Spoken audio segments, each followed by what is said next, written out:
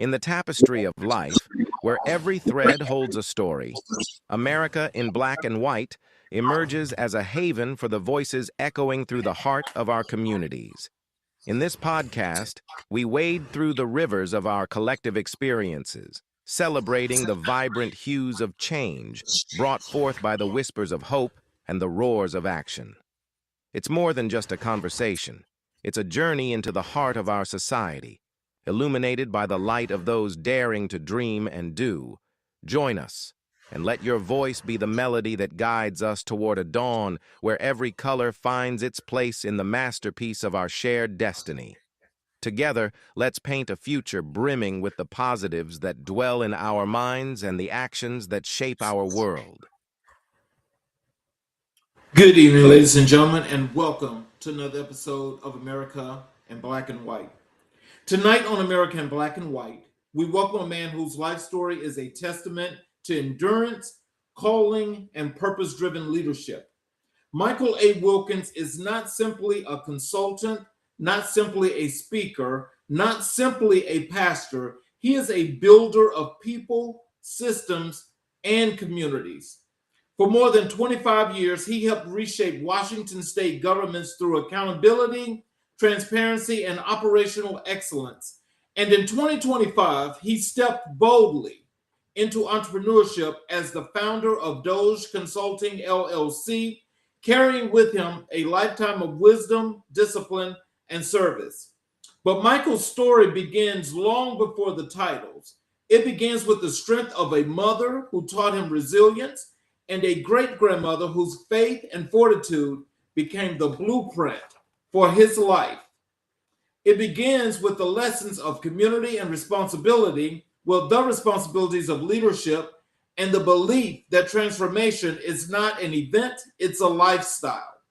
Tonight, we explore the journey of a man who has served as a pastor, a coach, a trainer, and author, a motivational speaker, and a public servant.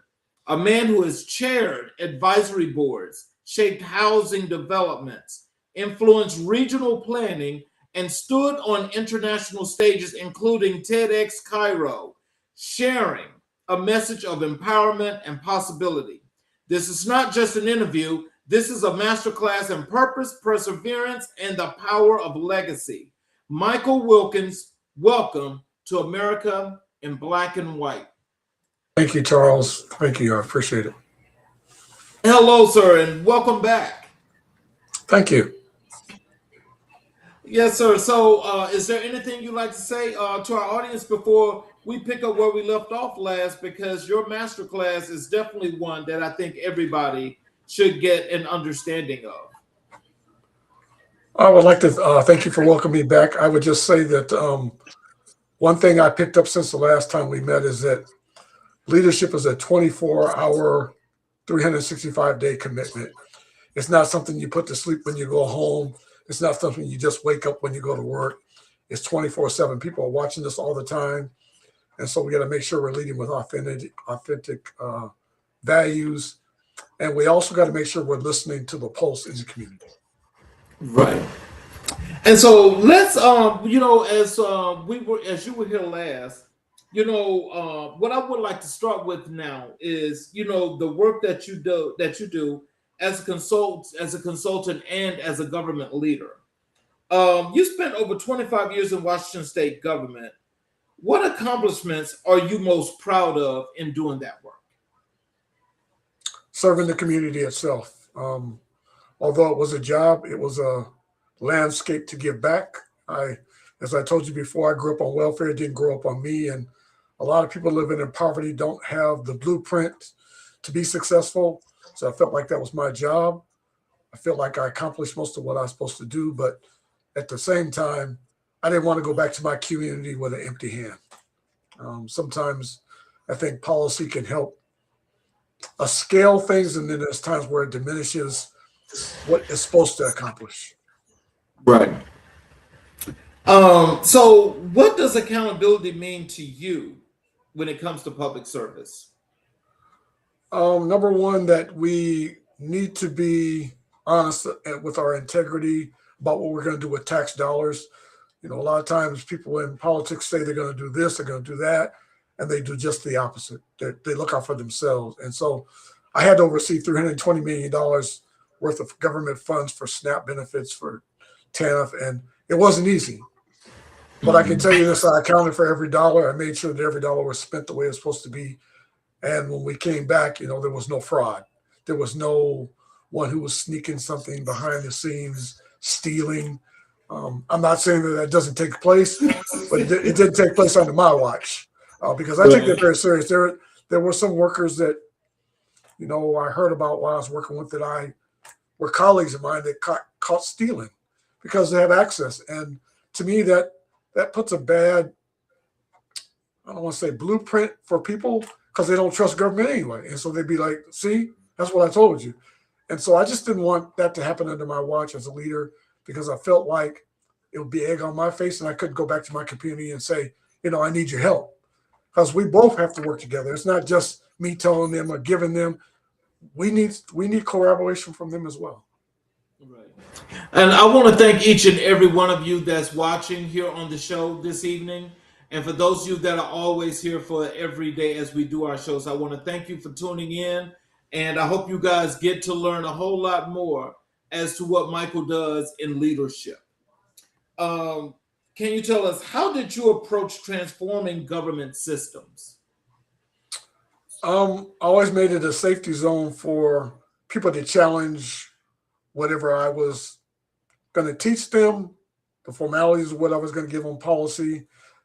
I just gave them a safety zone to challenge that because they sometimes have a fresh perspective. They can give me some insight on things we could do different. I always made sure that we had what I call a whiteboard where we wrote down questions. If I didn't have the answer, I'd get back to them. But I also tried to find the influencers. So, you know, certain sects have people that are very influential in their corner or with their colleagues.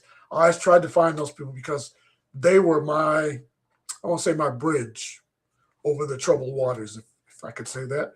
Because there were a lot of troubled waters. When you change policy, when you're trying to work with government, a lot of times it's challenging and people don't want change. But one thing I learned, Mr. King, is change is inevitable. We can't avoid it. There's just no way. When you get up tomorrow, it's not going to be the same as it was yesterday. And so what I try to do is help people get across the landscape of change so that they can recognize it up front and that there were no surprises. As if there were, just be honest and upfront about it. Don't lie. These people don't want to be lied to. I don't want to be lied to. Neither do the politicians. And so we have to find a way to be very, very honest and have some integrity and trust. And that was something that wasn't always easy, but it definitely was the end goal. So, you know, when it comes to public service, you know, that's one of those things that, you know, not everybody has done work in public service. And so I think when you mention and you speak of, you know, the accountability part and the leaders or the influencers that you're looking for that were working under you in order to really get this work done, can you tell us from your public service perspective, what are some of the things in public service that with you making sure that you're accountable for what you're accountable for, what are those things that you think people should know most as to how the situation went as to the work that you're doing and how that goes out into the community? Okay. Thank you, Charles. That's a great question. Number one, there's always somebody that comes in and does an accountability, or I want to call them a fraud task force that goes behind the scene to make sure every dollar's been spent the way you said it was. At the end of a quarter, we always have to account for what we were given and what we spent. If there was anything left over, why? So one thing I found out in government that some people don't understand is that if you were given money by the feds or by the state, you probably want to spend it. If you don't spend it, why did you ask for it? So you want to make sure you spend it all, but spend it prudently. So I'll give you an example where I had to put on a leadership conference to recognize the employees in my region. I think there was 900 and some odd employees in our region, and I was given a certain amount of dollars to spend on awards, food, the venue, so on and so forth, some entertainment. I overspent. And so some people, why'd you do that? Because it's the employees, and they usually don't get recognized but once a year. Everybody's not going to get recognized. They're going to vet who gets recognized. So I'm going to overspend. And so my boss got, she got on my case the first time, but I really didn't care. I said, these are the employees that work for you. You go back and tell them you don't want to spend the money. Oh, I don't want to do that. Okay, then let me spend it. But because I spent it wisely and I had her on my side, it helped. When she saw the function, she even felt better the next year. She upped the ante a little bit. She's like, wow, that was powerful. Well, yeah, because we're doing it for the employees. Right. But what I asked her to do, Charles, it was a little different. I kind of pushed the norm was we did it at this venue. They had to take off work to come to the venue, then they had to rush back to work. I was like, why don't we do it at their place of business? Give them time off, let everybody celebrate for like half a day. So that's what we did throughout the region. We found that it was cheaper and that every employee felt like they were celebrated. And so employee morale went up, personnel was better, and we looked at our, I'm going to call them KPIs, which is key points of investments and things. All of our points went up. We were progressing way better than we had before. Now, she can give that to me as an accolade, but I'm going to say, no, it was a team. I asked some influencers, what do you want? We want to be celebrated, but we don't want to go to this venue because they felt like it was fake. Like, you're just giving this to me to kind of appease me so that I'll do this work. No. I want this to be a way of life. I want this to be a way of work every day so that when you come to work, you're smiling and you put your 100% forward every day. That's what work is about to me, Charles. I don't know about others. Some people are coming for the paycheck. Good luck with that. They don't have to stick around, and sometimes your employer will find a way to get rid of you or move on. So okay, always put 100%. So can you tell us why is it so purposeful that you have high morale? I don't know how you exist without it. I didn't grow up in that type of environment. Right. High morale just seems to make the day go smoother.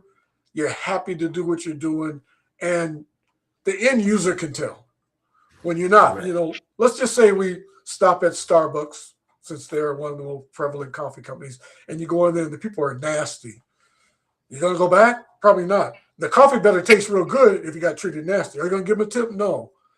So to me, you're driving clients to you or you're driving them away. In this world we call B2B business, we have to be about our business, Charles. We got to treat people like we want to be treated. And sometimes I say that carefully because some people don't care how they're treated. I do. I want to be treated with respect. But I know I have to give it even when I'm not giving it. Wow. So what leadership qualities are essential for effective public service? Number one, trust, faith, being your natural self. Don't, some people say, try to fake it till you make it. It doesn't always work in leadership because people will figure you out, if you're one way this day and the next. Another thing I'll tell you is one time I don't want to say caught. Somebody saw me in the community after work. I was yelling at somebody. I was getting in their face about something going on in the community, and they called me out. Thank God they did in a private conversation, and that changed my leadership going forward, Charles, because, like I said, you're a leader 24/7. She said, that's not the way you would do that at work, Mr. Wilkins.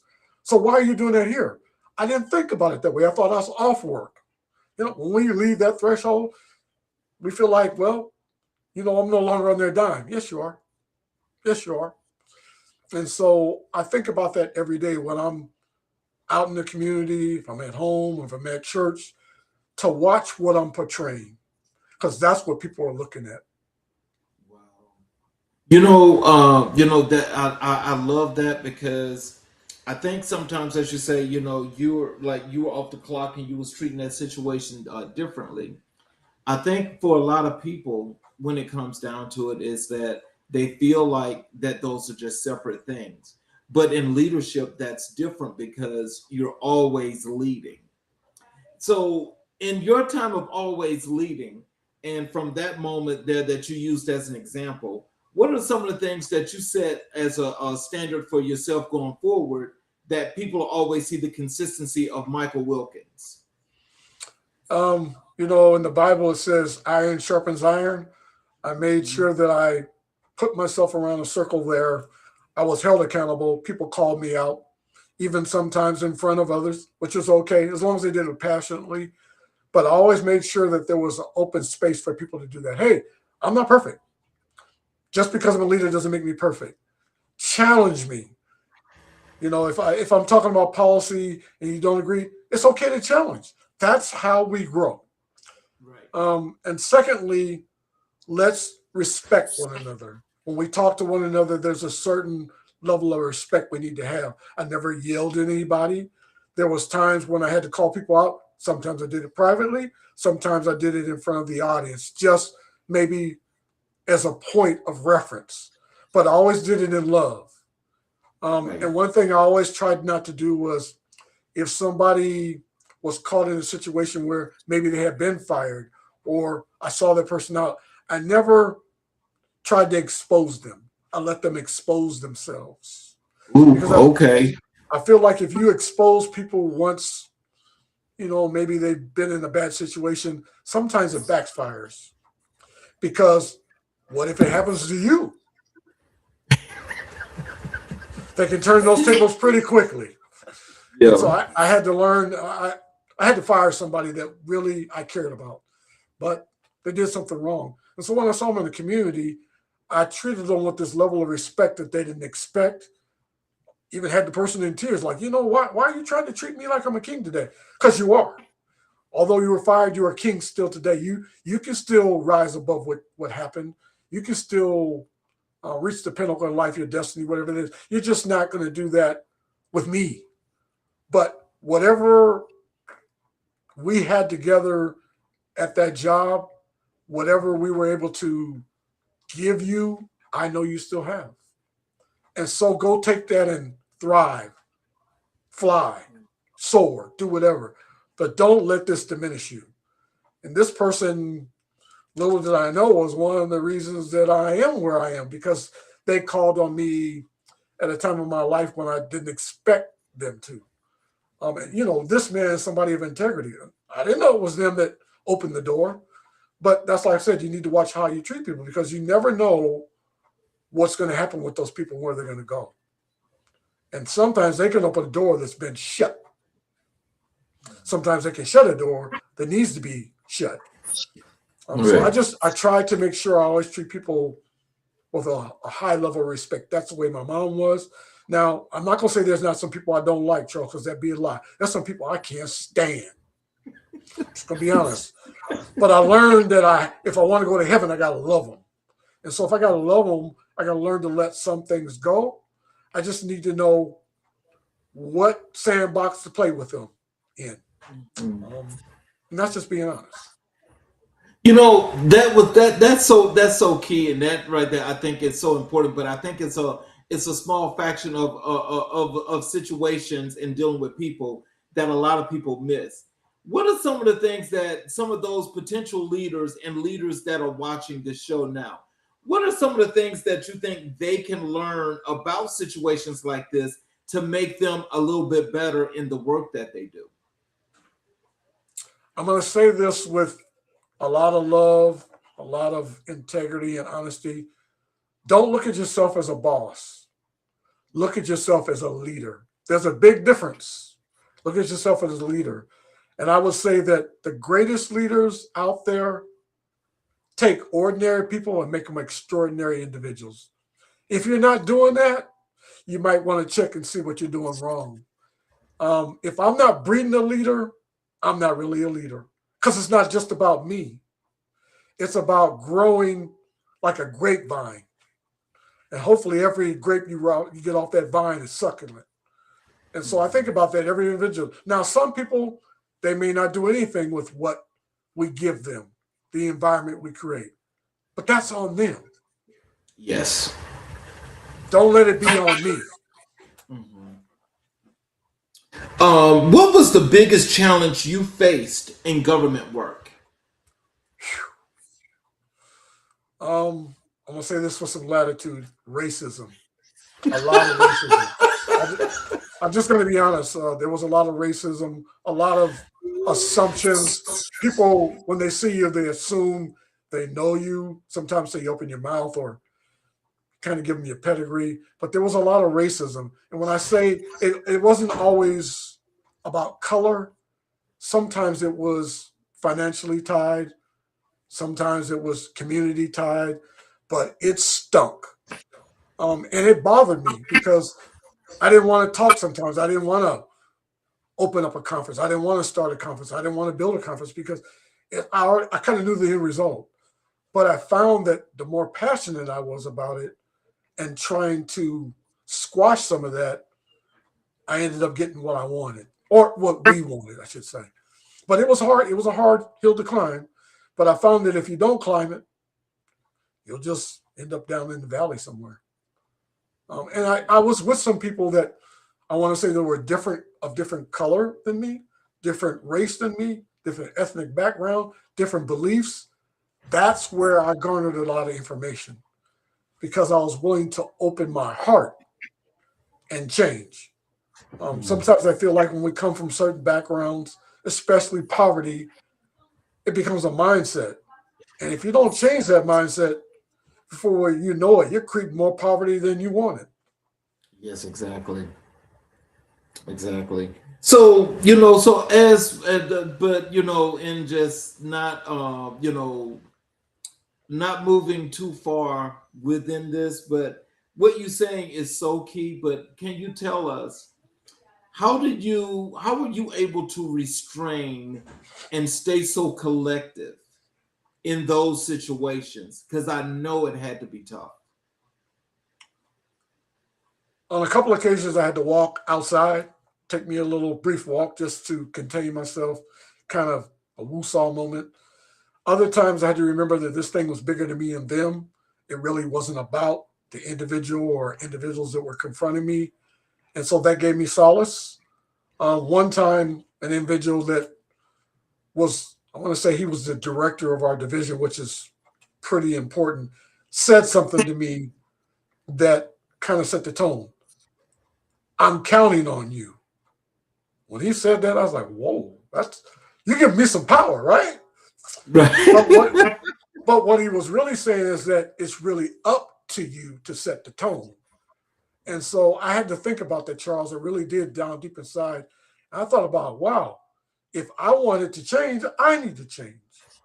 And so I just kind of changed my perspective because we were in a negative environment. And he told me that he wasn't used to working with Black men. Okay. But what I asked him was not to see my color, to see my character. And that changed how we looked at one another. I didn't look at his color. I looked at his leadership. I looked at his character. I looked at how he ran things. I learned a lot from him. And I think that we became really, really great friends in and outside of work because of that. So how did you build trust with communities and stakeholders? Being a man of my word. I'm careful to tell somebody I'm going to do something and not do it because that's usually a setup for failure. So I'll give you an example. I think I told you I was on this committee for a transit agency called South Transit in Washington State as an ADA chair. I was working with a lot of people that are disabled, sensory disabled, blind, deaf, physical ailments. I was one of the few that didn't have those issues. And they asked me to take a ride with a blind person. I told them no. I had time to do that.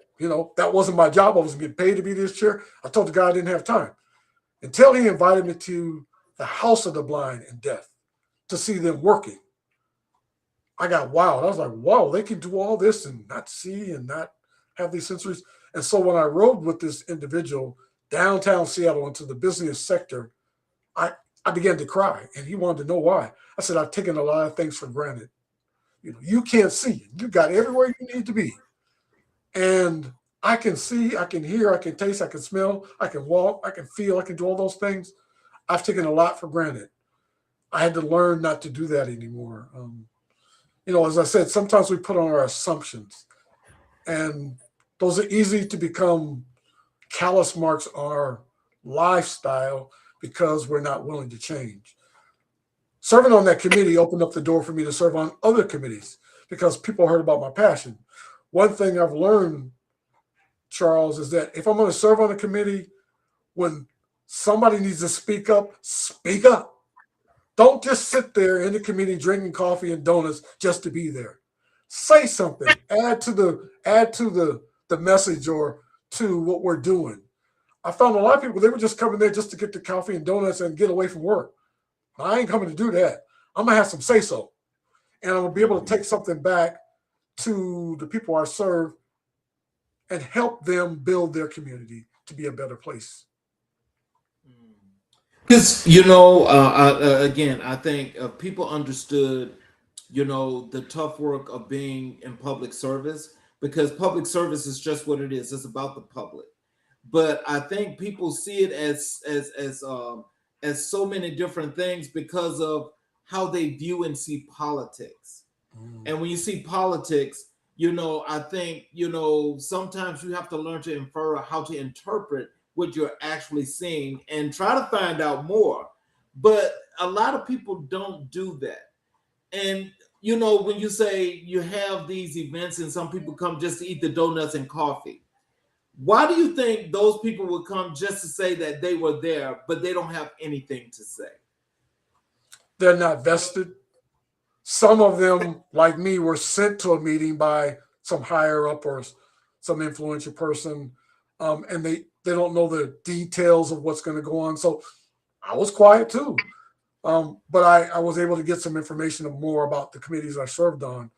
And I had an interest as well. Because I'll be honest with you, I was very green when serving on transportation. I didn't know nothing about any train. Most of the time I didn't know where they were planning on going, the stops, all the requirements just to build a structure. I learned a lot. And from that, it gave me some humility with dealing with driving, how I treated people on the road. And so I just learned something because I began to ask questions. One of the things a lot of people don't understand is how fast trains travel, that they start stopping long before they get to a station. I didn't know that. When you think about you stopping at a light, you might stop a few 100 seconds before you get to the light. A train might stop 400 or 500 feet before they get to a stop because it takes that long to slow down. That's why they don't want you crossing across a railroad when the stop sign's down, like don't cross. Because if you do, the propensity is for you to die or get killed. Right. They're causing hundreds of thousands of pounds. So be careful. So I just had to think about a lot of those intricacies dealing with the public. And I had to train them on some of these things. Hey, when it says the train's going to leave at 9:45, don't get there at 9:55. It's gone. Get there Left station. plan your day. Got that right. So let's talk about Doge, and I want to make sure that I want you guys to understand we're not talking about Elon Musk as Doge. So can you tell us what inspired you to launch Doge Consulting Incorporated? LLC, I mean. Okay. First of all, I'll give the spelling for Doge, D-O-A-G-E, which is my mother's maiden name. It is an Italian Latin name. What inspired me to start it, I think, happened after I retired. I knew I wanted to be a motivational speaker. I knew I wanted to have some influence in the community. I had a pretty large following on LinkedIn, and a person contacted me. I'm going to call that person my coach at this time. I won't name him, but he contacted me. He kind of challenged me. And that kind of opened the segue for me to go into this Deutsche Consulting. I still wasn't thinking about it. To be honest with you, I hadn't even opened the business when I went to Cairo, when I was doing some other things. And he had a little chat with me, what you really doing, Michael? I was like, he got his nerve. He don't make no payments on none of the meals I make. And, why are you getting all up in my space? But it's what he said after. He says, I feel like you have the material, the forward to be a great leader. People had told me that before, but sometimes when you don't believe in yourself, you just don't. And so, like I said, he was challenging me. He asked me to send in some information. He asked me to do an impromptu speech. And I'm going to say that I met the score, which was surprising to me, but it was the passion I had behind it. And I told him a story about me. He's like, wow, that was powerful. Okay, thank you. But I found out that what I'm really doing, Charles, a lot of times is I'm just witnessing. I'm helping somebody get over their past, get over what they've been over, gone through. A lot of times in leadership, even on the job, people are going through something and we don't realize it. And so my passion comes out through that because I don't want people to struggle like I've had to struggle. And so that's what Witnesses is all about. So what gap in leadership or service were you determined to fill? Oh, you're asking a very good question. I think the biggest one was helping people reach their destiny, opening doors for others when they don't know where the doors are. So I'm going to call those pathways, segues, call it what you want. But most of all, helping people challenge themselves. Sometimes we get very complacent. Most of all leaders, I've been that way. You know, you get to a certain place in life, you're like, I'm done. Well, then you stop growing. And if you stop growing, you start dying. You literally do. You start dying. You start withering away, and you'll get plucked up like that. So I had to challenge myself. But that's why I say I suffer myself around other people that keep me sharp. Don't let me walk down that path where I'm tempted. Hold me accountable 100% of the time. Tell me about myself because I need to hear that. But also tell me when I'm doing good because we need to hear that as well. So one of the things I do is every month, I think I told you about this, we have this thing called Men's Breakfast where we all meet, we have breakfast, but it's really about leadership and it's about ministry. It's about us having a private moment together as men and getting down into the thicket of what's really going on. Sometimes when we walk into a room, we know what's going on. Hey, brother, there's something going on. I can just see it. I can feel it. I can smell it. And so we kind of thrush that out so that when we leave that place, we're not the same as we came in. How do you help organizations move from intention to measurable results? Most of the time by listening, writing down some of the key perspectives of what the organization is about. I'll go back to Starbucks. Starbucks primarily sells coffee. So I'm going to need to know something about coffee, how they get coffee beans here, what they do it, how they cook it, so on and so forth. You kind of need to know what makes a company tick. Well, when I come into an organization, I usually try to sit down with leadership and just shut my mouth and take notes and then ask questions when it's necessary. But if I don't know the landscape, I can't help them. And that's where you find a lot of problems in government. Very secretive, don't want to tell you the policy, but you need to follow it. No, we're going to stop right there. You're going to tell me the policy. Why was the policy built? Why was the policy voted on? What is the end result you're looking for when you come up with this policy? So I'll kind of give you an example. A lot of people don't understand what's going on with SNAP benefits. Those are food benefits you receive now. You got to go to work if you want to get them. I'm just going to say that up front. You got to work if you want to get them. Well, when I was growing up, you didn't have to do that. Times have changed. So you can accomplish that 3 different ways. You can get training, you can volunteer, you can go to school, or you can work. But don't just sit there and receive them, because if they take them away, you're going to be hungry.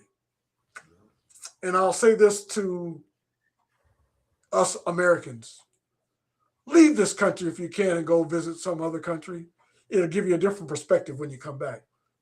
Other countries don't have SNAP benefits. And you better not ask for no food if you're hungry, because you won't get none. Some countries you ask for food and you're homeless, you might get shot at just for asking. Because they'll tell you, go out in the field and pick it. What? Different perspective. We're so spoiled sometimes that we don't understand that the work we do is a collaborative effort. And that's why people like Dr. Martin Luther King and others, Malcolm X, tried to polarize communities by bringing them together, not separating them, not creating division. Wow. What is the future of government innovation in your eyes? Unfortunately, a lot of it is starting to turn to AI. Let's just be upfront. A lot of them are using, so I'm going to talk about the division I worked in, which was social services. A lot of them are using AI as the background to kind of look at application and kind of pre-qualify it. So, when you apply for government, you can only have so many resources, certain income, so on and so forth. One of the mistakes a lot of people make when it comes to government benefits is they look at their bills. Well, I'll say this, everybody got bills. Even the billionaires, trillionaires, they got bills. The millionaires got bills. That's not all inclusive when it comes to applying for benefits. So think about that when you apply. So if I'm making $1 million and I'm spending $2 million, I don't qualify. But just because you're spending more, that's not a qualifier. They're looking at poverty, and they set the tone for that federally. So if it's set federally, don't ask the state to change it because they're not. They can't. So you have to be aware of some of those misnomers, I should say. Let's move over and talk a little bit about your work as a certified trainer and coach.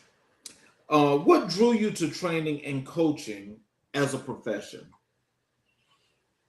Because I had done it when I worked for the government. So that was one of my jobs, was a regional trainer, basically / coach. I had to work with leaders, had to work with intergovernment agencies. So I worked for DSHS, but I also had to work with employment security, which is a different division. I had to work with sometimes ICE, which is immigration, because we dealt with immigrants. So we had to collaborate on a lot of different things. We call it interagency government things. So I had to learn to do that. And one of the things we would always have to do is try to find synergy, because we're dealing with the same clients. So we had to find synergy. Even though some of our policies didn't look the same, that's not the point. Is how do we come together where we can? And how do we find landscape to maybe eliminate policies that we don't need? I'm gonna call it double government. Like you got one policy, I got another, and we're trying to do the same thing. Let's try to come up with an MOU where we can do that. An MOU is just a memorandum of understanding. If you have this policy, I have that policy. How about we just collaborate on the policy so that they don't have to jump through 2 hoops, they jump through 1. You're right. How do you help people unlock their potential? I would say by spending time with them and getting to know them as a person, realizing what their skill set is and what it is they really want out of a job. Like I said, some people come to work 9 to 5, want that paycheck. I don't usually put my energy into those folk. I want people that want to strive to do something better, even if they're not going to stay with the organization I'm working with. But they want the pinnacle of life. They want to break the barriers. And usually you can pick up on that immediately if you're paying attention.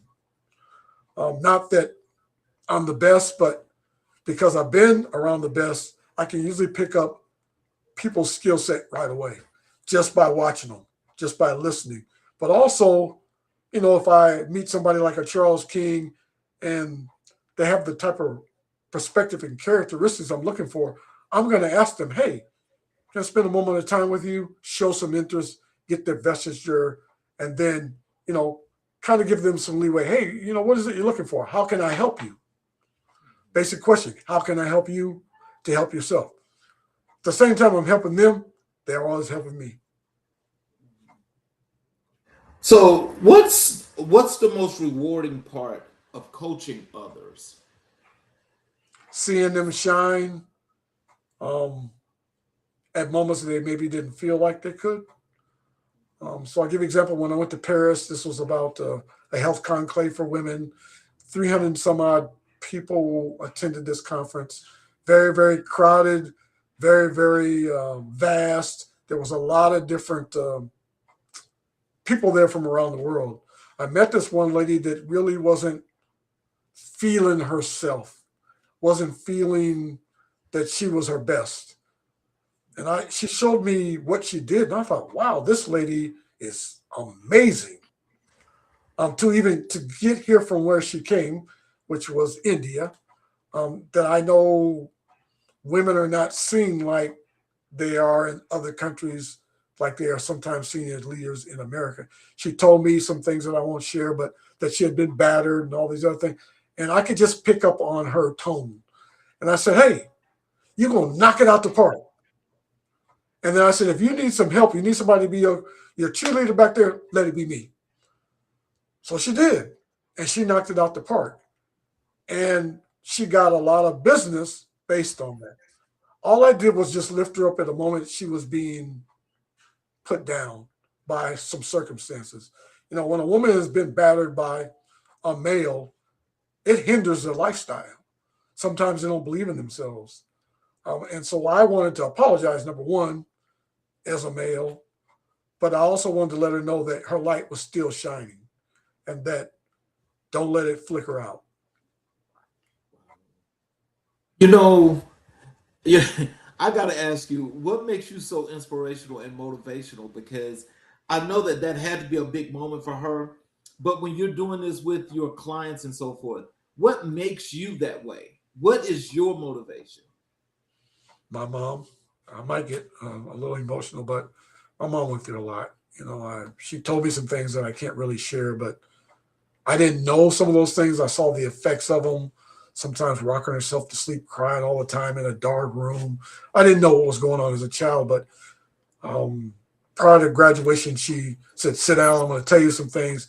And when she told me, Charles, it tore me apart. I wanted to go beat some people up, but she told me that's not the way to handle it. She said the way you handle it is to give people back love, to give them back your faith, your trust, your integrity. And so that's what inspired me. And when I saw this woman, I kind of saw my mom for a moment, kind of saw my sister. And I was like, I'm not going to allow her to be a victim. Not today. Not when she needs to shine. And so that's kind of what inspired me. I told her a little bit about my mom. And I believe that's why she allowed me into her space, into her circle. Because I really didn't know her. I just kind of saw the wounds. What training certification impacted you the most? Oh wow! I had to take a social worker class. So my degrees in ministry has got a master's in ministry, which is in religion, education, and church law. Way off the spectrum, kind of from social work. But if you really think about it, the church is social work. And so when I took this class, I was falling asleep. I wasn't taking notes. I was like, whatever, just let them pass me until I had to take the test. And when I took the test, I thought, wow, I need to start listening up. I just learned a lot. A lot of it is pattern based, I should say. A lot of it's based on where we come from and what we go through. And before you know it, becomes your psyche. It's something that you play in the back of your head every day if you've been through trauma. And so we had to learn these 4 different segments, and I won't talk about them here, but when I learned them, Charles. I'm going to say that I began to employ them with clients, with staff, when it presented itself. And that's what made me successful, was taking this class, but taking it seriously as a leader, not just going to the class, not just want my certificate and walk away. I was like, I need to find a way to use this in my daily routine. One of the things I did every day was I think this was my 5th year of leadership. I came in and I high-fived everybody. And then we had a huddle. So every morning we have a huddle, be like, is everybody happy? What do you need to put a smile on your face this morning. Just that alone woke a whole lot of folk up. What, we're having a huddle? We're getting coffee and donuts? Yep. And I'm asking you what you want. I'm not telling you what I want. So that really changed how employees started respecting me and how they responded to me. How do you approach teaching adults with different learning styles? Wow. People with different learning styles typically have some things that you may be able to recognize: a disability, different learning style. One learning style is kinesthetic. The other one is photographic memory. Some people listen. Some people are not looking at you. You need to recognize those things. Because I think as leaders, especially in today's environment, we don't want you looking at your phone if I'm talking. Well, that might be how they learn. Sometimes we want eye-to-eye contact. Sometimes that's not safe for some people when they've been through trauma. So you got to recognize some of those traits, and you got to work around them. Say something that keeps them interested. Sometimes ask a question, and that kind of brings them back in. Like if I feel somebody's not paying attention, I might be like, "So, Michael, what's your thought on that?"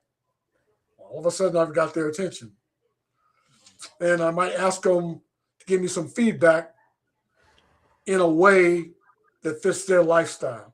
So, Michael, if you come from this community where people are affluent, how would you see this program working out? Because I don't come from that. And listen to what they have to say and see how maybe we can tweak the program or the policy to meet everybody's aspect of life, not just one aspect. So as we think about, as I was just asking about the people with the different learning styles, and, with you mentioning the certification there in social work, with those being directly, and with your work being directly connected to people, like up close and personal as you're doing these trainings and learning of people's different styles and so forth. When you think about, reaching out and how you're trying to help these people to become a better version of themselves, or to even be a better professional because they want to be top tier professionals. As you think about that, do you ever sometimes go or get to the point that you say, well, I don't know if I'm actually succeeding in doing this or not? How do you know if you're actually reaching your clients?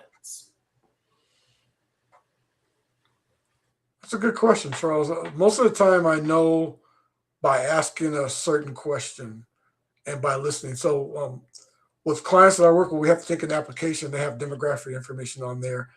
A lot of it's got, their ethnicity.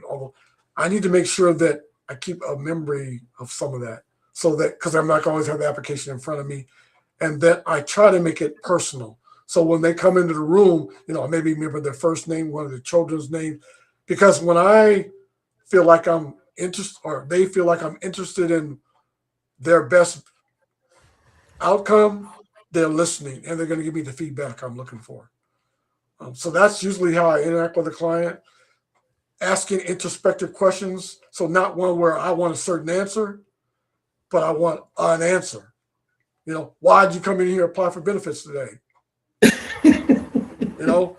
Right. I'm not asking why did you come in and apply for benefits over and you live in a $35 million house. I'm not answering that question. What brought you in today to apply for benefits?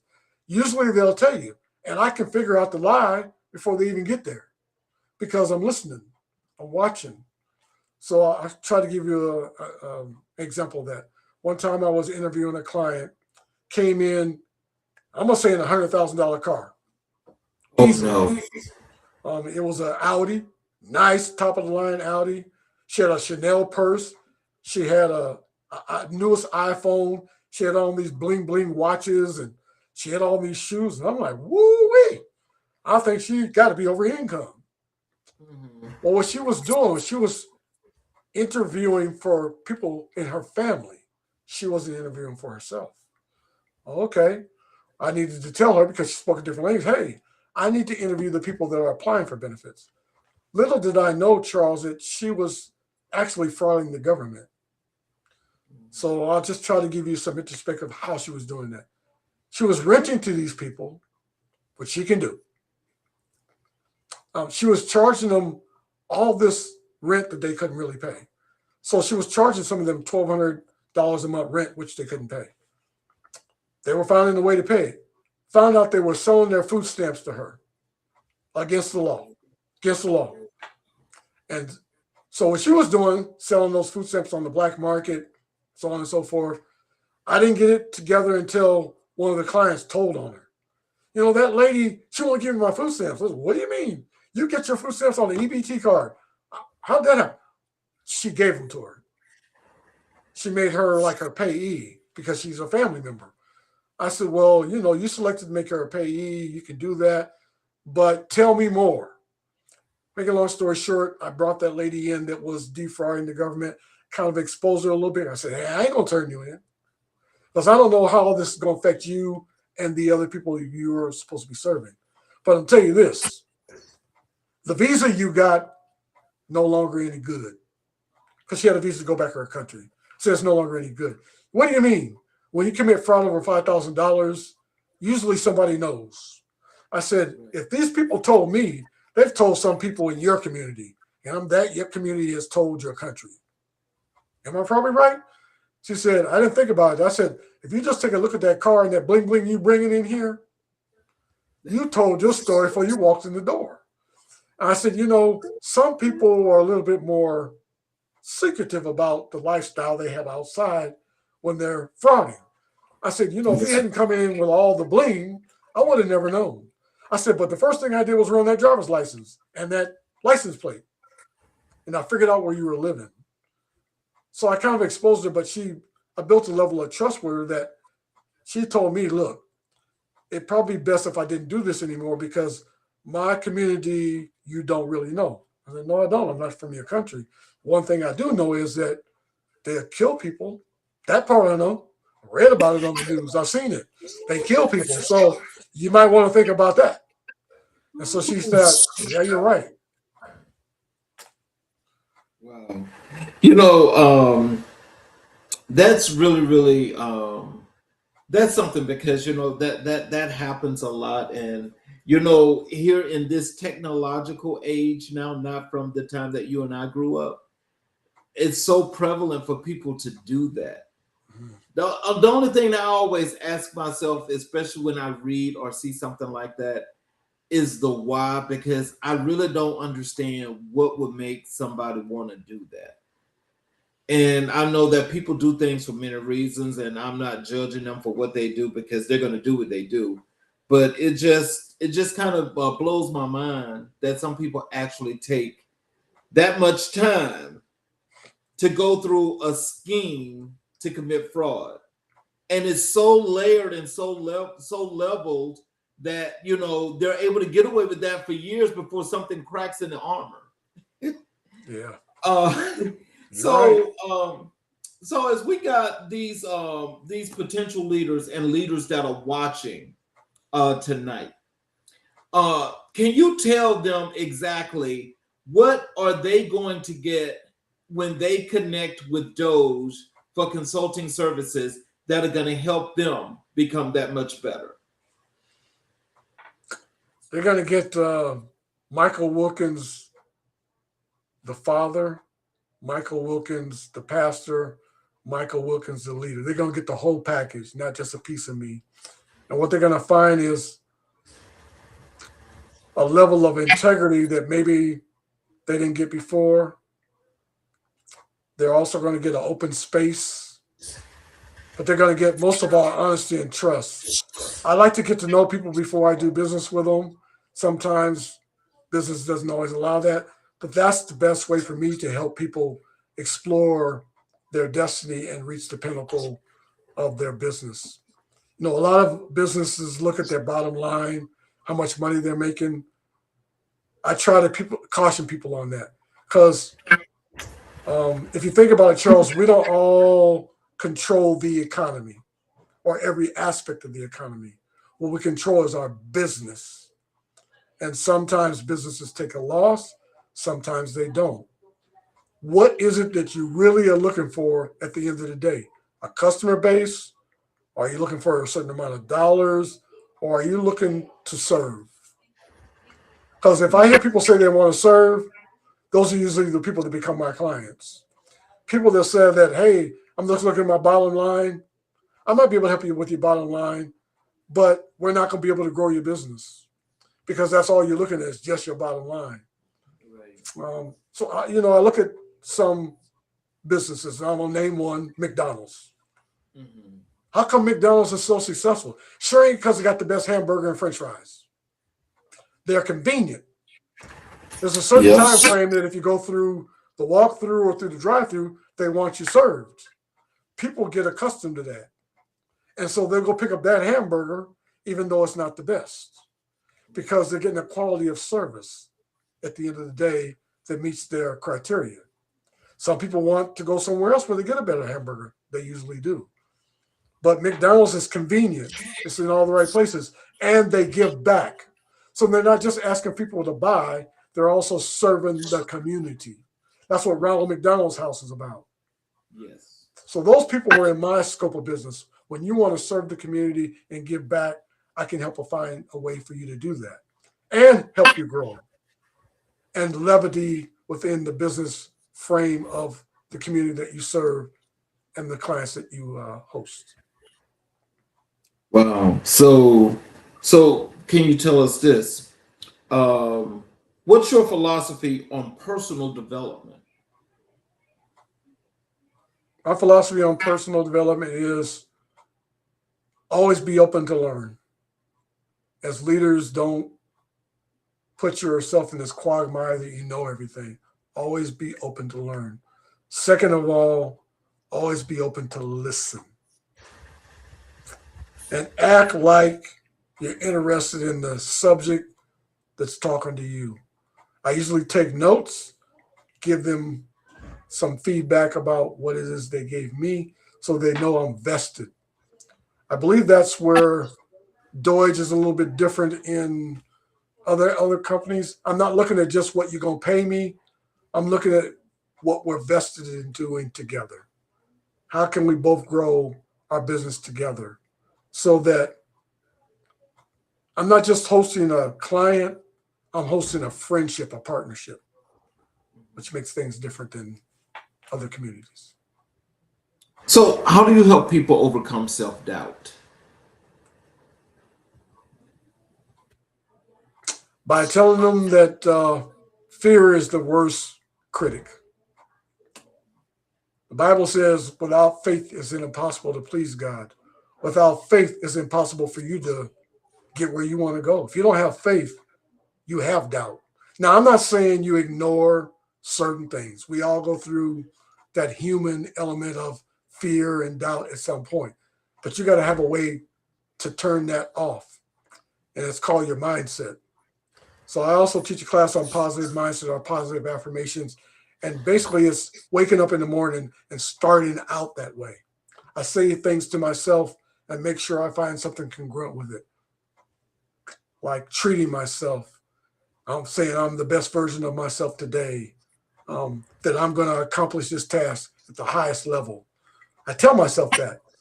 And what I don't think people understand is that whatever comes out of this mouth, the universe is going to respond to it. It's like a boomerang.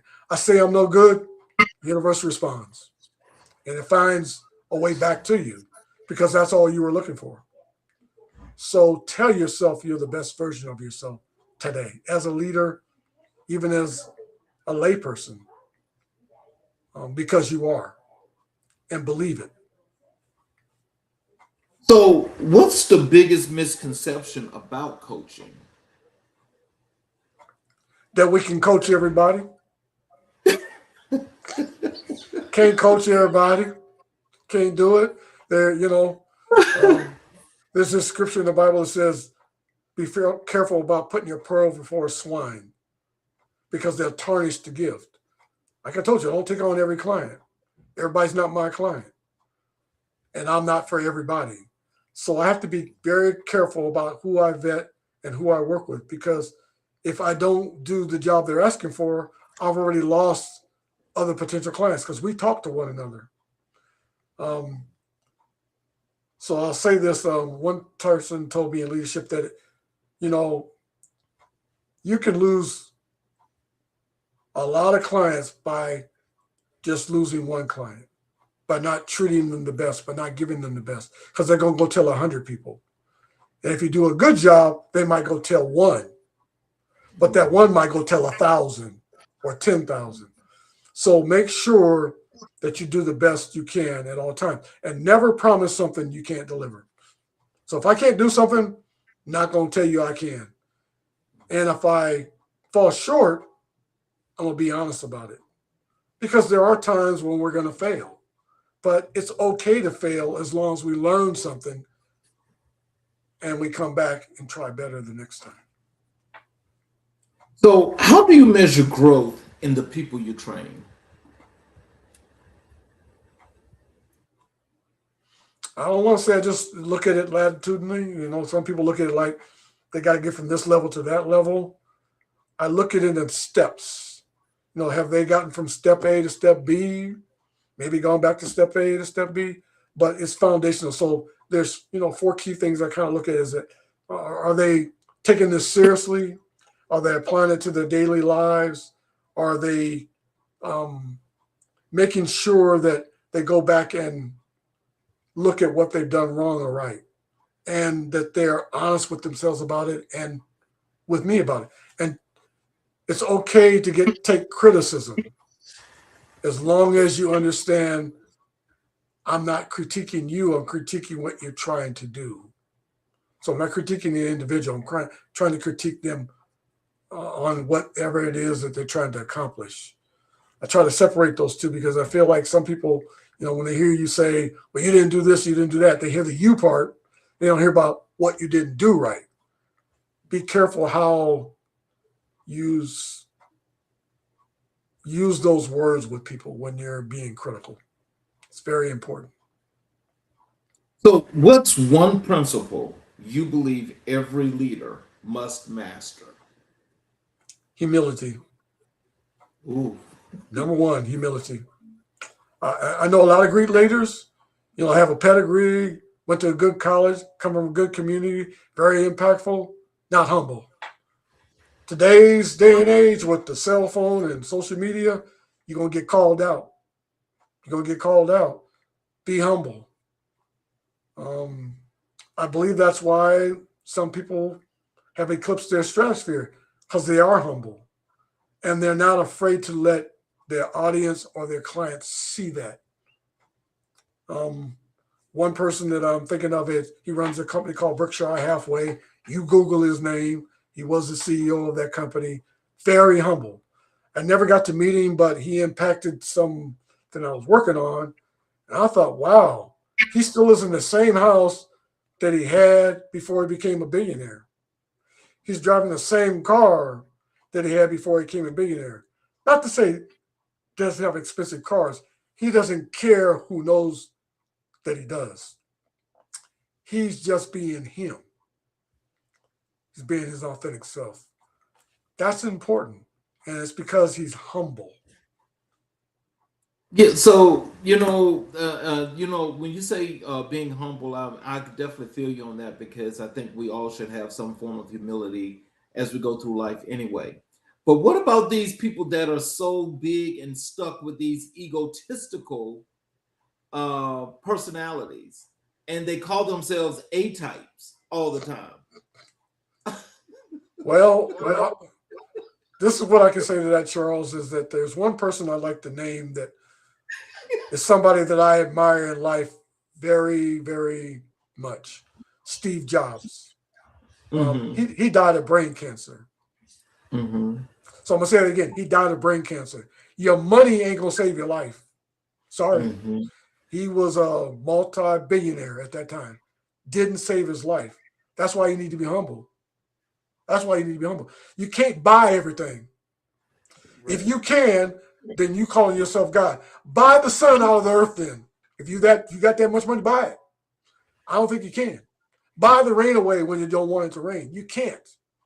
Change the weather. You can't. That's why you need to be humble, because there's some things you can't change with all the money in the world. I'm not going to name any people, but there's been some people that one day they're up, the next day they're down because of their money. Because of their money. Well, I don't want it to just be my money that's important. My impact is way more important because that lives after I die. Yes, my money might in different hands, but Martin Luther King wasn't a very rich man. Look what he did. Mother Teresa, not a very rich woman. Look what she did. It's because they cared more about the people than they did their money and their egos. Yeah. So I think that we have to be careful because we will get called out. And, to me, leadership is more than just about you. It's about the people you are going to have the blessing to be around. I'm not going to say boss over, because that's taken out of perspective. Now, I do have one other follow up into this because, as you mentioned something about Steve Jobs, which, I'm sure that he had to have some humility for the times that he's lost his company and he's got it back. Mm-hmm. But I want to kind of like bring this into focus as in today. And if you can speak about this, if it's not uncomfortable, I would appreciate it. But so as you're talking about just buying everything, the perfect example of that is we've got Bill Gates buying up all the water. We've got Elon Musk thinking that he is God because he's like just buying and doing whatever he wants to because, of whatever have you. When you have people like that, is that really setting a good example? And if not, why are the people that actually follow this madness think that there's something so cute about it? That's a good question, Charles. I would say, number one, we empower them with social media by watching, their IG page, their TikTok page, whatever. We're giving them the power. Choose not to give them that power. And they're not as powerful as some of us may think they are because they have this money. So, people say Bill Gates buying up the water. Well, Bill Gates, I'd like to see you buy up all the water in the world. 3/4 of the world's water. I don't think you could do it because we won't let you. We ain't gonna let you. So like we have power. Sometimes we just don't realize how much power we do have, Charles. Mm-hmm. And that's where our voice matters. That's why you see people out protesting. That's why sometimes it gets bad. Unfortunately, sometimes it gets violent because people get fed up. And I'm not saying with just the Bill Gates or the Elon Musks, but they know that their levity has a certain borderline. That's why they take what they can while they can. But it's because we let them. Because unfortunately in America, and I'm going to say pretty much 9/10 of the world, we think money's everything. No, money's a tool. Number one, it's just a tool. So back in biblical days, they didn't have money. They had a bartering system. You got meal for this or a cow for that. Think about it that way. Because when you think about it that way, maybe you'll look at money a little bit different. It's a tool. It's not a God. It can't rule people. It takes us to utilize it. But I feel like a lot of times we're pointing the finger at them when we should be pointing the finger back at us. We're giving them the power. So I'll give you an example. I live in the state of Texas, and Elon's trying to build a data center here. If you guys know anything about these data centers, they use a lot of water, a lot of electricity. And if you live in Texas, our electricity goes out a lot because of the hurricanes and the rain and storms. So people are like, Well, guess what? He pretty much already got the structure already built. Yep. And it's going to bring 4,000 construction jobs. It's going to bring a lot of income. So see, that's how you get us. Well, it's going to give you a job.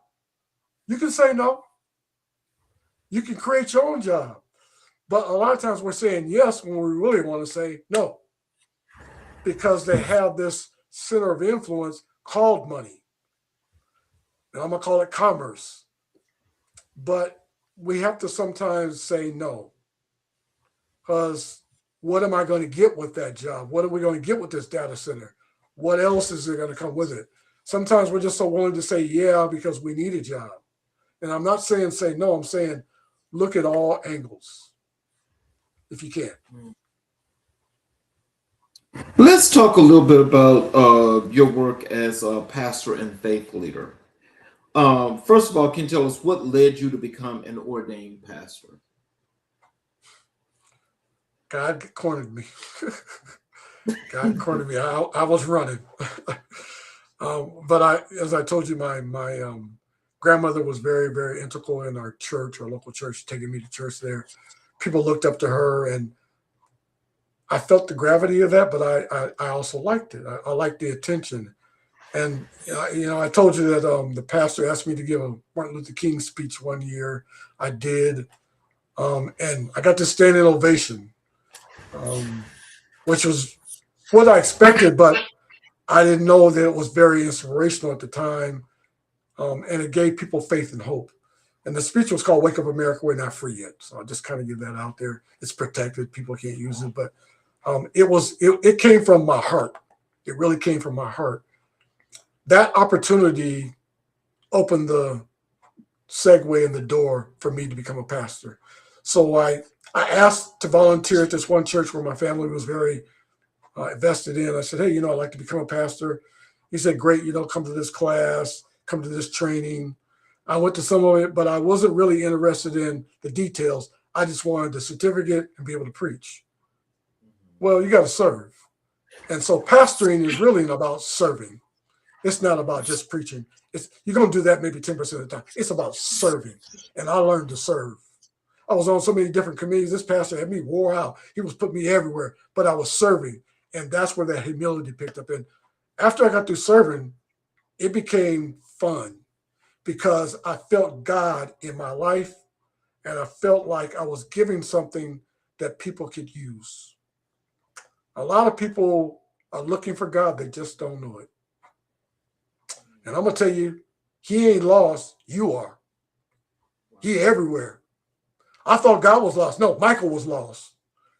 And he was looking for me the whole time. I just didn't open the door. I didn't let him in because I thought I could do it on my own. You can't. If you can do it on your own, try. I'm going to tell you to try. Yeah, I doubt very seriously they'll be able to do that, but, stranger things have happened.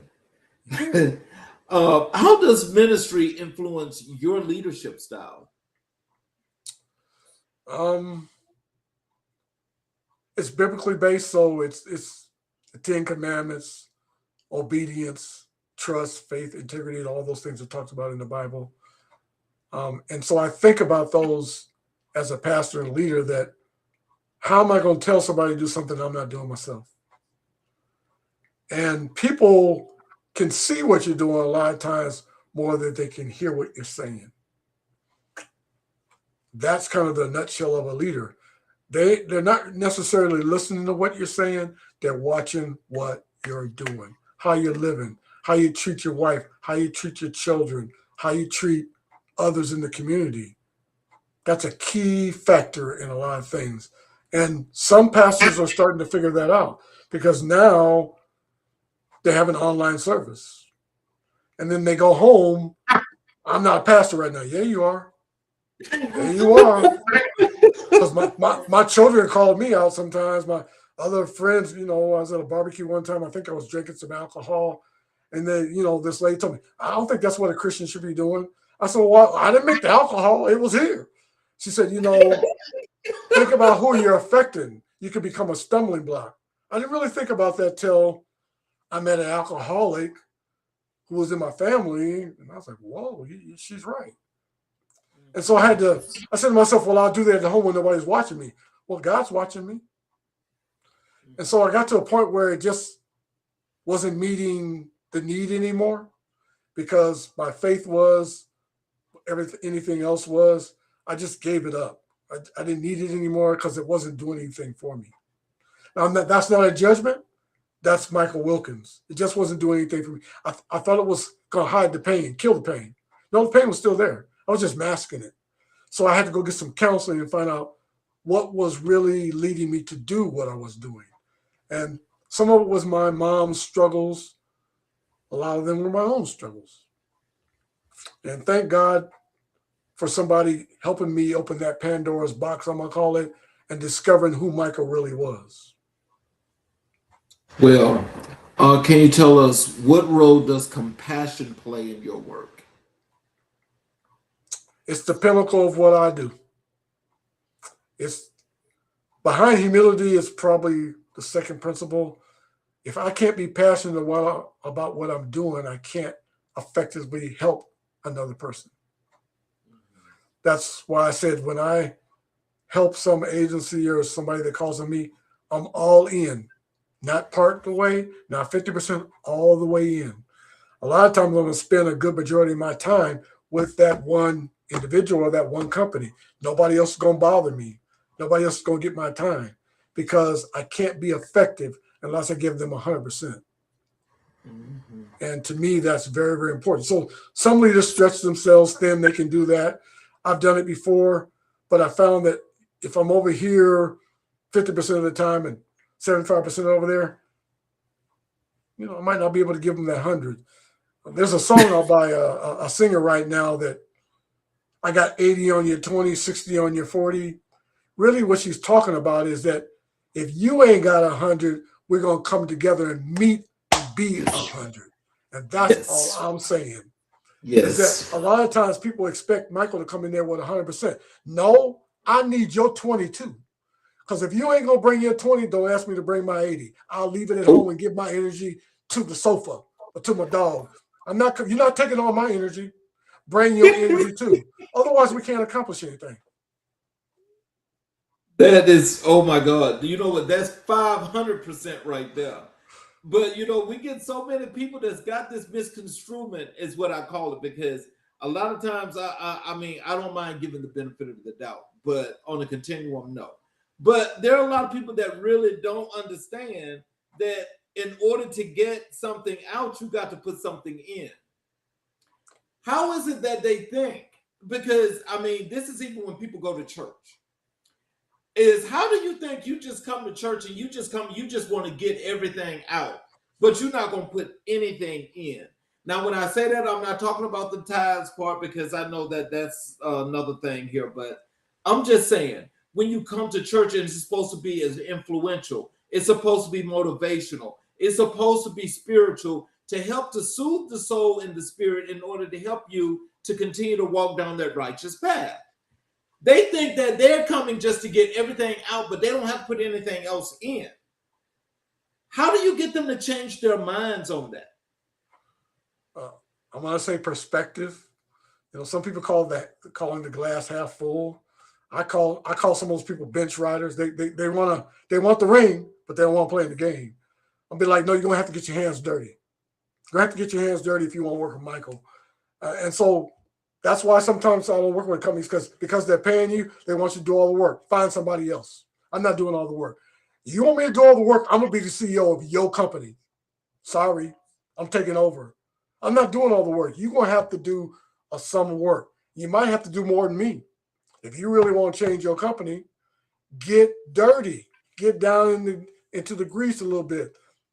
Get down and that's what a lot of times leaders don't understand. The line employees are looking for that. They don't want you just showing up at 9 o'clock and they're showing up at 7 and you leaving at 2 and they leave at 5. How about you stay the whole day? How about you show them they're important? Because they're helping your bottom line. Now in government, maybe we don't see the bottom line because it's based on tax dollars. We're kind of always in the black until there's a deficit. But at the end of the day, we still all should be given 100%. And that's where I found, so I'm going to talk about fraud again for a minute and then I'll leave it alone. Sometimes that's why you find people stealing.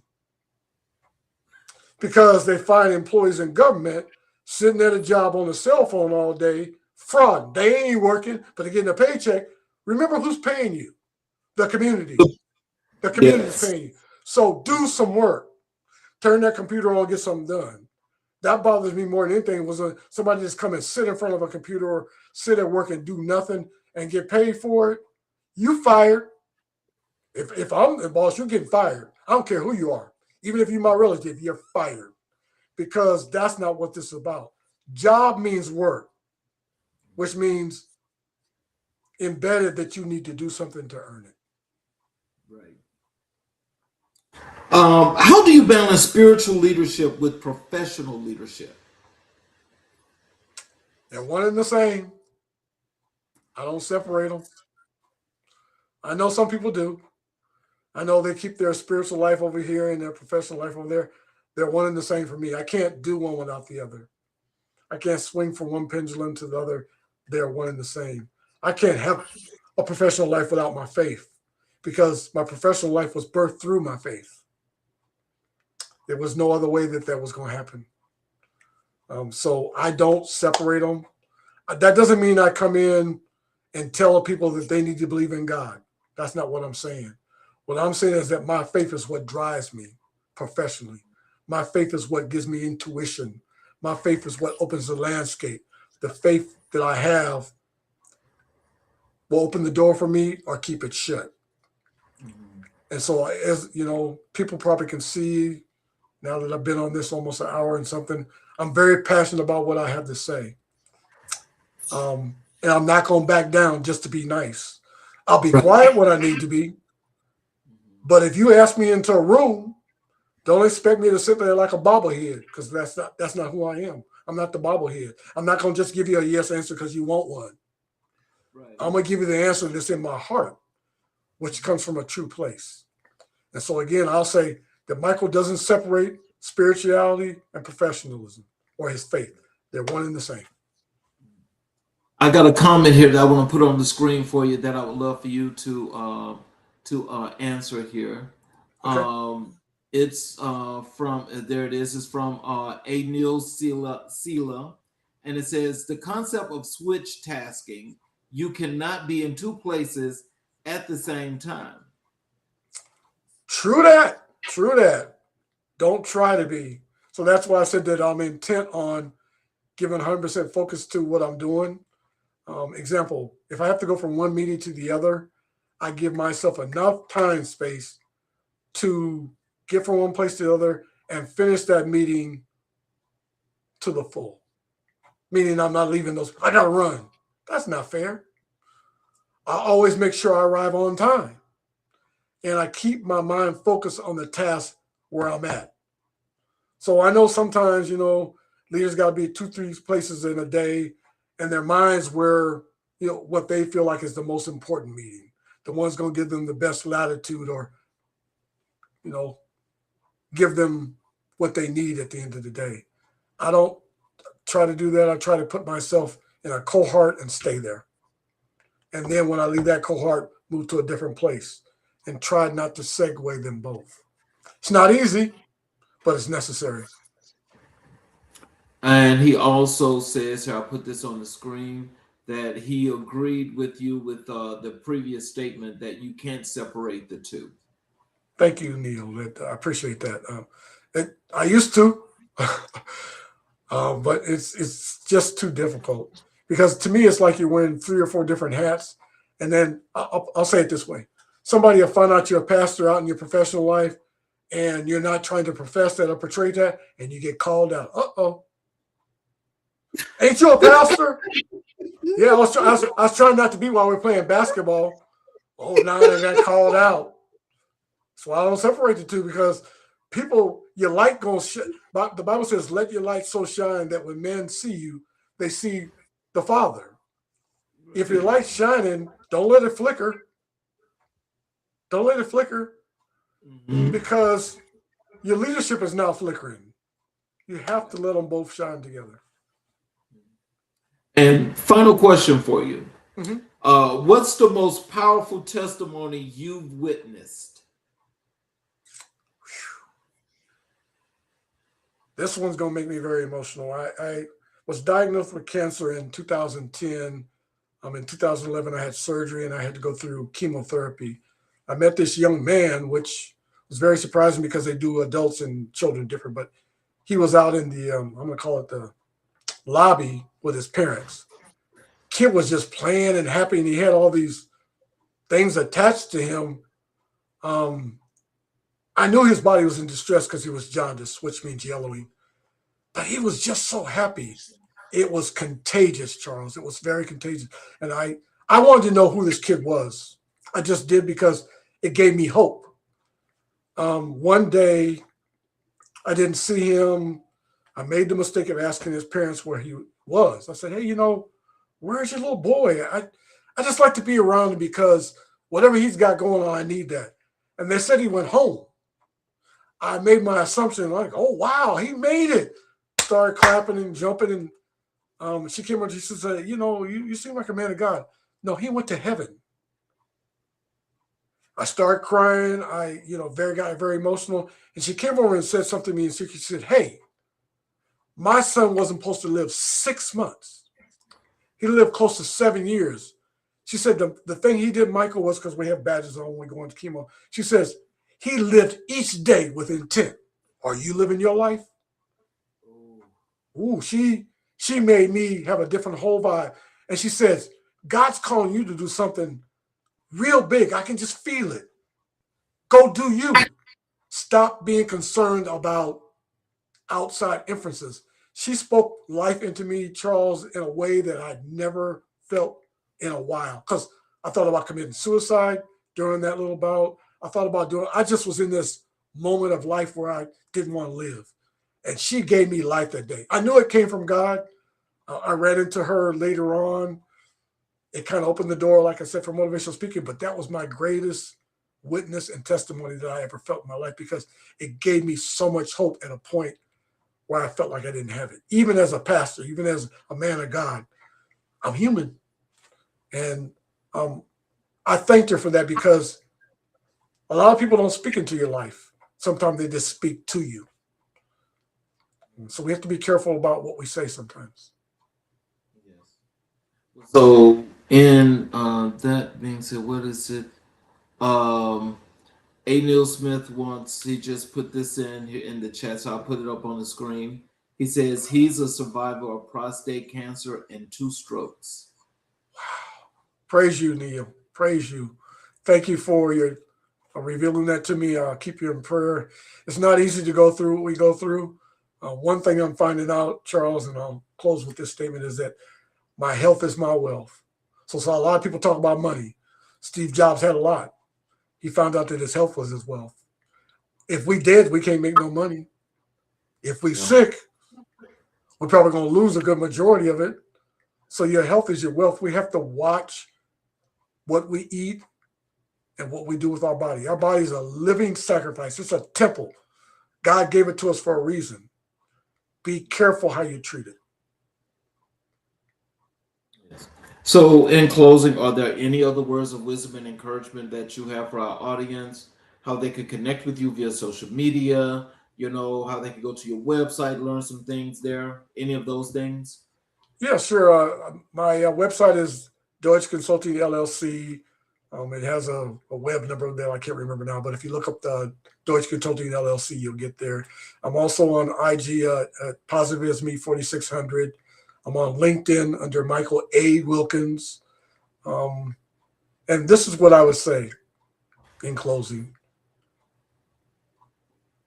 Where your mind goes, your energy flows. Wherever your mind goes, your energy flows.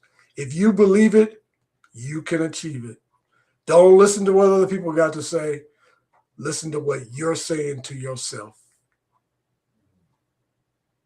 I want to say this in closing. I want to thank each and every individual that's watched the show and have participated.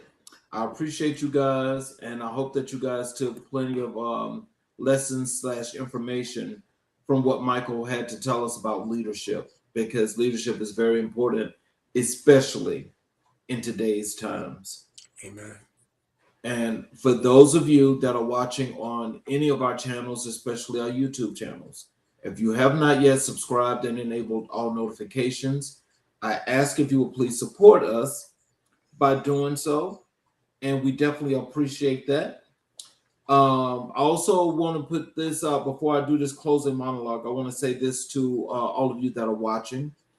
I need you guys to please start checking out our website, AmericanBlackandWhite.us, because there on AmericanBlackandWhite.us, all of the resources that you need, either to become a guest on the show or in participating with the things that we're going to be doing to build a community.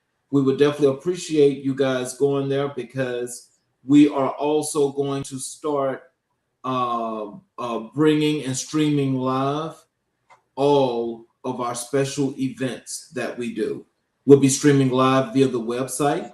You will still be able to watch on the YouTube channel for our regular shows that we have for 7 days a week. But we're going to be doing specials via our website as well. So we appreciate the support. So in closing, Michael, your journey reminds us that leadership is not a title, it's a lifestyle. It's the courage to stand in the gap, the discipline to build systems that serve people, and the humility to acknowledge the shoulders you stand on. Your mother and great-grandmother poured into you a strength that now pours into communities, organizations, and individuals across this nation. Your story is a blueprint for purpose. Your voice is a catalyst for change. Your work is a testament to what happens when calling meets commitment. Thank you for sharing your heart, your wisdom, and your legacy with us tonight on America in Black and White. Good night, you all. Please have a great, great weekend. And I will tell you guys, if you have the time, I would appreciate you guys checking out our series finale on our healthcare in underserved communities on Changing Trends tomorrow at 2 p.m. Eastern Standard Time. You guys